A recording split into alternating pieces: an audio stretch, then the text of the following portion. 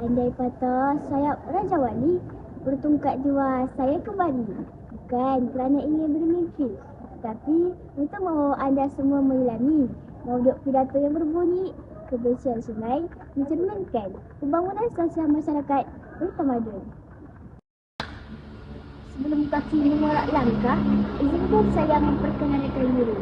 Nama yang diberi adalah Irfana Binti dan saya ialah pelajar tingkatan 3 daripada Sekolah Menengah Islam Hidayah. Sebelum itu hadirin sekalian, izinkan saya mendefinisikan tajuk pidato saya. Menurut Kamus Dewan Bahasa dan Pustaka, kebersihan sungai bermaksud keadaan sungai yang bersih atau tidak kotor. Seterusnya, pembangunan pula ditakrifkan sebagai usaha atau kegiatan membangunkan. Selain itu, saksi ajak retikan kepribadian. Tidak lupa juga masyarakat dapat didefinisikan sebagai kumpulan manusia yang hidup bersama di suatu tempat dengan aturan dan cara tertentu. Dan sudah tentu, tamadun bermaksud negara dan penduduknya yang telah mencapai taraf kemajuan kebendaan serta perkembangan pemikiran sosial, budaya dan politik yang tinggi. Apakah wasilah terpenting untuk membangunkan sosial masyarakat yang bertamadun? Sudah tentu dengan menjaga sungai di negara kita. Hal ini bermakna kebersihan sungai yang kita utamakan. Kebersihan sungai itulah yang membentuk kita bertamadun, sekaligus memercikkan jati diri dan nilai yang baik dalam diri kita. Persoalannya kini, mengapakah kita perlu memelihara dan menjaga kebersihan sungai kita?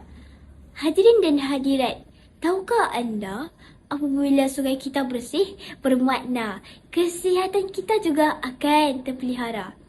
Dalam kehidupan seharian, kita minum, mandi dan membuat aktiviti-aktiviti yang memerlukan sumber air. Salah satu sumber air adalah sungai. Di samping itu, sungai juga penting untuk berfungsi sebagai habitat kepada flora dan fauna. Dalam usaha memelihara kekayaan khazanah alam sumber jadi, sungai merupakan antara tulang belakang kepada ekosistem tersebut. Pelbagai spesies hidupan marin, darat dan udara yang bergantung kepada sungai sebagai sumber makanan, minuman dan juga tempat tinggal. Mustahak untuk kita memastikan kelestarian sungai diperkasa di semua peringkat agar keseimbangan ekosistem ini dipelihara. Sekiranya kita bertindak untuk memusnahkan sumber alam ini dengan pembangunan, ke manakah haiwan dan tumbuhan yang menetap di situ selama ini ingin hidup? Kesannya berlaku kepupusan haiwan dan tumbuhan yang selama ini menjadi keseimbangan kepada ekosistem alam sekitar. Imtihannya, habitat flora dan fauna perlu dipelihara lebih-lebih lagi sungai demi keseimbangan ekosistem dunia. Kepentingan lain adalah berpotensi sebagai pusat pelancongan dan aktiviti rekreasi. Industri pelancongan merupakan salah satu sumber ekonomi negara, khususnya bagi penduduk di kawasan luar bandar. Keunikan dan kecantikan sungai di Malaysia mampu menjadi daya penarik kepada pelancong luar mahupun dalam negara. Berkait dengan kepentingan di atas, jika ekosistem ini dipelihara, pastinya sungai kita akan menjadi indah dengan kekayaan flora dan fauna.